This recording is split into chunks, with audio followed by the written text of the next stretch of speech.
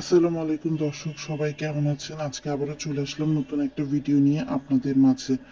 আজকের ভিডিওতে দর্শক আপনাদের সামনে যেমনটা ঠিক বলেছিলাম, নাজমা আন্টি মারা যাওয়ার পর এই যে পদ্মার চরের ফকিন্নিগুলো আবার তাদের রূপ দেখাবে তাই কিন্তু শুরু হয়েছে। গতকাল যারা দেখেছেন তারা দেখেছেন সাবিনা তার বড় বোনের বাড়ি মুছছে হ্যান্ডেল দিয়ে, সেই একটা ছবি থাম্বনেল দিয়ে ভিডিও দিয়েছে এবং সেই ভিডিওতে অনেক ভিউ হয়েছে। একইভাবে এর পরবর্তীতে আপনারা ভাইয়াকে অনেক বাজে কথা বলছেন বলে একটা চেহারা দেখায় ভিডিও দিয়েছে, সেখানেও কিন্তু অনেক ভিউ হয়েছে। একইভাবে যখন সাবিনা ভিউ এর নেশায় মত্ত, তখন মিম ভাবলো যে আমি কেন ভিউ পাবো না। তো মিমও কিন্তু একটা ভিডিও দিয়ে দিয়েছে যেখানে সে একদম ওমরা হজ করে আসার পরে মানুষ যেমন নেকাবি হিজাবি হয়ে যায়, সেরকম নেকাবি হিজাবি হয়ে পারুল বেগম, তারপরে কোহিনূর, তারপরে হচ্ছে আপনার এখানে আবার করিম ব্যাপারী, এদিকে আবার নাজমা বেগম তো এখন আর নাই, যে নাজমা বেগমের পুতনি নাতনি সবাইকে নিয়ে ভিডিও দিয়েছে। শুধুমাত্র আমাদের বাপ্পি ভাইয়া নাই, বাপ্পি ভাইয়া তো আবার ইমোশনাল হয়ে যায় মিম চলে গেলেই পাবনা থেকে, আপনারা জানেন। তো আমার কথা হচ্ছে, তোরা ভিডিও দিবি না দিবি না দিবি না, তাহলে আবার 7 দিন পর এসে তোদের ভিডিও দেওয়ার কি দরকার ছিল বল? এর মধ্যে দর্শক সাবিনা দেখি ভিডিওতে দেখাচ্ছে সেই গাছের শিম, তারপরে বেল, এমন কোনো কিছু বাদ রাখে নাই দর্শক যে সে পাবনা থেকে নিয়ে আসছে। এমন পাগলের পাগল, গোষ্ঠীর পাগল দেখেছেন। আবার দেখি ওই যখন সে পাবনায় গেছে, সে ভিডিও ধরছে, দেখি আরিফ তার মেয়ের সাথে হাসাহাসি করছে। আরে ভাই, ওখানে কি তোরা ভ্যাকেশনে গেছিস না একজন মানুষ মরছে সেটা দেখতে গেছিস? সেটা গেল গেল। আবার দেখি মিম খুব মানে একদম ভদ্র নামাজি বেশে আসছে, যে 7 দিন সে তার বাপ মাকে নিয়েছিল, তানজিলার অবস্থা ভেঙে পড়েছে। বিভিন্ন জায়গায় বিভিন্ন চ্যানেলে দর্শক দেখতেছি তানজিলার এমন একটা মানে ইয়ে হয়ে গেছে, অথচ যখন বাপ্পির আপন দাদি, দর্শক তানজিলার বিয়ে 4 দিন না 5 দিন আগেই তো মারা গেল, 2023-এ, তখন কিন্তু আসলে মানে আপনার কোনো দায় এরা নেয় নাই, উল্টো মরা মানুষটার রুমটা পর্যন্ত দেখায় ভিউ খাওয়ানোর চেষ্টা করেছে। কিন্তু এখন দেখেন তানজিলা এমন একটা ভাব করতেছে যে এটা তার আপন দাদি, তার যেন কি একটা হয়ে গেছে, এরকম একটা ভাব নিয়ে কিন্তু আসলে তানজিলা আগাতে যাচ্ছে। অথচ সাকিব কিন্তু পেজে ঠিকই লাইভ করছে, অথচ ভিডিও দেখাতে পাচ্ছে না। আর এই সুযোগে তানজিলার শাশুড়িও কিন্তু এই বাড়িতেই রয়ে গেছে। মানে এখন আমার মনে হচ্ছে তানজিলার শাশুড়ি এই বাড়িতে এসে উঠবে এবং বাচ্চাটা মনে হয় এখানেই বিয়ে হয়ে যাবে। কারণ এতদিন আসলে নাজমা বেগমের ভয়ে তানজিলাও পুরোপুরি রাজত্ব কিন্তু আসলে এই বাড়িতে সে করতে পারেনি। হাজার হলেও আপন নাতি না, তো আপন নাতি হলে নাজমা বেগম কি কখনো ফেলে রাখতো বলেন? কখনোই ফেলে রাখতো না। এদিকে আবার গুঞ্জন ওঠে শুনি যে ফাতিহা নাকি দেশে আসবে, কিন্তু আমি তো জানি ওই লোভী বেটি আর খরচ করে দেশে আসবে না। আবার যখন ওর প্রয়োজন হবে ভিউয়ের, যখন তানজিলার আবার বেবি হবে, সেই বেবি নিয়ে যখন তার একটু ভিউ নিতে হবে, তখন দেখবেন ঠিকই আবার এসে উপস্থিত হয়েছে। আর এদিকে শারমিন আর রাজ্যে দর্শক কি শুরু করছে, রাত নাই দিন রাত দেখি এরা একে অন্যকে দোষারোপ দিচ্ছে। শারমিন তো বলেই বসছে যে শারমিনকে নাকি রাজ রোজ পিটাতো, এই জন্য শারমিন নাকি উল্টো রাজের মা বাপের কাছে শেল্টার চাইতো, যে আপনারা থাকেন, আপনারা যদি থাকেন তাহলে আপনার ছেলে আমাকে আর পিটাবে না।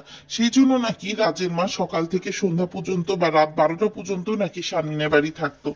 আর রাজ আবার বাহানা দিয়েছে শারমিন নাকি রাজের বাপ মাকে রাখতে চায় না।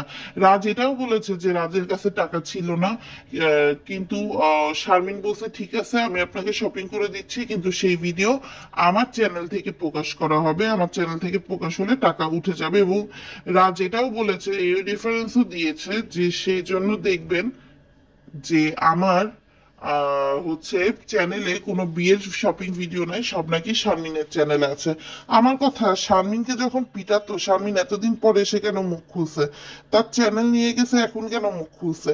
আর বিচারের ভিডিও যদি রাজ প্রকৃত হতো, রাজ্য উচিত ছিল তার চ্যানেল থেকে লাইভে চলে যে করা, সে গলায় দড়ি দিবে, সুইসাইড করবে, এগুলো যদি সে পোস্ট করতে পারে, তাহলে সে এগুলো কেন করতে পারবে না? আমার রাজের ভাবসাব দেখে মনে হয়েছে সে ঠান্ডা মাথায় আরেক কিবরিয়া হতে চাইছে। যেমন কিবরিয়া তার ভিডিওতে এসে বলে আপনারা আসলে আমার পক্ষে কথা বলেন না পক্ষে কথা বলেন, ভিডিও দেখেন, ভালোবাসতাম, হ্যান করতাম, পরিবারের দোষগুণ, মনে হচ্ছে এটা সেকেন্ড কিবরিয়া। মানে কপিক্যাট কপিক্যাট লাগছে আমার কাছে। আর এই যে শারমিন দেখেন এতদিন এতকাল মুখ খোলে না, এখন তার মনে হয়েছে তার মুখ খোলা দরকার। সে এখন মুখ খুলছে। শারমিনের চেহারার প্যাটার্নটা দর্শক আমি লক্ষ্য করলাম, শ্বশুর বাড়িতে একরকম, বাপের বাড়িতে গেলে কিন্তু সে একদম হাসি খুশি হয়ে যায়, মনে হয় যে তার মনে আনন্দের কোনো সীমা নাই। আসলে একটা মানুষের যেখানে মেন্টাল পিস সেখানেই সে ভালো থাকে। তার মানে এই না যে আমি শারমিনের পক্ষ নিয়ে কথা বলছি, আমি শারমিন রাজ দুইজনের কারোর পক্ষই নিচ্ছি না, কারণ আমার কাছে মনে হচ্ছে এটা আবারও তাদের কোনো অভিনয়। কেননা তারা প্রথমে দেখছে যে তারাদের যখন অশান্তি তখন তাদের এই ভিডিওগুলোতে ভিউ অনেক বেশি, মাঝখানে মিলের ভিডিও তত ভিউ না থাকলেও তাদের ভিউয়ের সংখ্যা আবার কমে যাচ্ছে, এই জন্য তারা আবার নতুন করে নাটক শুরু করছে। কেন, কারোর সাথে যদি আপনার মনোমালিন্য থেকে থাকে আপনি তো তার সংসারে যাবেন না। শারমিন কি ওই 2 রাত রাজের সাথে থাকতে গেছিল, গিয়ে রাজের যে দৈহিক চাহিদা সেটা কি পূরণ করতে গেছিল? তারপরে পূরণ করতে পারেনি, স্যাটিসফাইড করতে পারেনি, এই জন্য রাজ আবার বক বক কিরবির শুরু করেছে? ব্যাপারটা তো তা না। তবে এটাও দেখলাম শারমিন কিন্তু আসলে যতটা সুস্থভাবে গেছিল তার চেয়েও অসুস্থভাবে কিন্তু রাজের বাড়ি থেকে ফিরেছে। আমার মনে হয় রাজ শারমিনের উপর এত বেশি পাশবিক নির্যাতন করেছে যে কারণে শারমিন একেবারে ভেঙে দুর্বল হয়ে পড়েছিল। আপনারা দেখবেন শারমিন কিন্তু কোনো রান্না বান্নাও করে নাই, কোয়েল পাখির ডিম এগুলো কিন্তু সে হচ্ছে অনেকগুলো খাচ্ছিল। এবং পরবর্তীতে রাজ যখন দেখছে আসলে এভাবে হবে না, তখন কিন্তু রাজ নিজেই, যেহেতু তার দোষ এখানে, সে কিন্তু হচ্ছে শারমিনকে ছেড়ে দিছে, বলছে যে ঠিক আছে তুমি লাগেজ নিয়ে যাও। আর এদিক দিয়ে দর্শক দেখেন, এই যে পাপিয়া বলেন, ইতি বলেন, এরা কিন্তু আরো ধান্দাবাজ। এতকাল চাচি যখন বেঁচে ছিল বড় চাচি বলে তেমন কিন্তু আসলে ভিডিও তারা করেনি, কিন্তু এখন দেখবেন 7 দিনের মধ্যে বড় চাচি চলে গেল, ইতি আবার ওর মাকে নিয়ে বসে ভিডিও করছে। মানে সব মিলিয়ে একটা অনাসৃষ্টিকর অবস্থা দর্শক চারপাশে বিরাজ করছে। তো যাই হোক দর্শক, আপনাদের সাথে এগুলো শেয়ার করার ছিল, যেটা শেয়ার করে দিলাম।